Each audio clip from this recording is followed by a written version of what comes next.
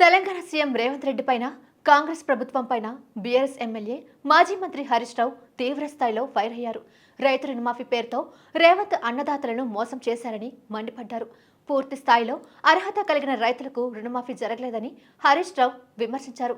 మొత్తం 3 విడతల్లో 31,000 కోట్లు మాఫీ చేశామని ప్రభుత్వం చెబుతోందని, కానీ రైతు రుణమాఫీకి 17,000 కోట్లు మాత్రమే కేటాయించారని ఆరోపించారు. 14,000 కోట్ల నిధులకు కోత పెట్టారని మండిపడ్డారు. రుణమాఫీ చేయడంలో కాంగ్రెస్ ప్రభుత్వం పూర్తిగా విఫలమైందని, రేవంత్ రెడ్డి దైవద్రోహికి పాల్పడ్డారని, ఆగస్టు 15 లోపు రుణమాఫీ చేస్తానంటూ ముఖ్యమంత్రి హోదాలో రేవంత్ రెడ్డి దేవుళ్ల మీద ఒట్టేసి మరీ మోసం చేశాడని హరీష్ రావు విమర్శించారు. గడువు ముగిసిన హామీని నెరవేర్చలేదని, దాంతో ఆ పాపం రాష్ట్రానికి చుట్టుకోకుండా దేవుళ్ల దగ్గరకు తామే వెళ్తామన్నారు. అన్ని మతాలకు చెందిన దేవుళ్లపై రేవంత్ రెడ్డి ఒట్టు వేశాడని అన్నారు. అందుకు సంబంధించిన వీడియోను ప్రదర్శించిన హరీష్ రావు, రేవంత్ మోసం రాష్ట్ర ప్రజలకు శాపంగా మారకుండా ఉండేలా అన్ని దేవాలయాలు, మసీదులు, చర్చలకు తామే వెళ్తామని చెప్పారు.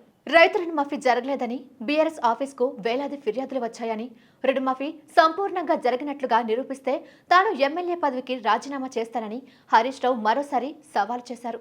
రుణమాఫీ పూర్తి అయినట్లు రేవంత్ అబద్ధాలు చెబుతున్నారని మండిపడ్డారు. అబద్ధాలు చెప్పడంలో రేవంత్ రెడ్డి టాప్, మోసగించడంలో తోప్ అంటూ విమర్శించారు. సీఎం హోదాలో రేవంత్ రెడ్డి చేస్తున్న వ్యాఖ్యలు ముఖ్యమంత్రి పదవికి కలకలం తెచ్చేలా ఉన్నాయని, ఇప్పటికైనా రేవంత్ భాష, మాట్లాడే తీరును మార్చుకోవాలని హితవు పలికారు. మరిన్ని అప్డేట్స్ కోసం మా ఫోకస్ న్యూస్ తెలుగును సబ్స్క్రైబ్ చేయండి. ఈ వీడియో కనుక మీకు నచ్చినట్లయితే లైక్ చేయండి, షేర్ చేయండి.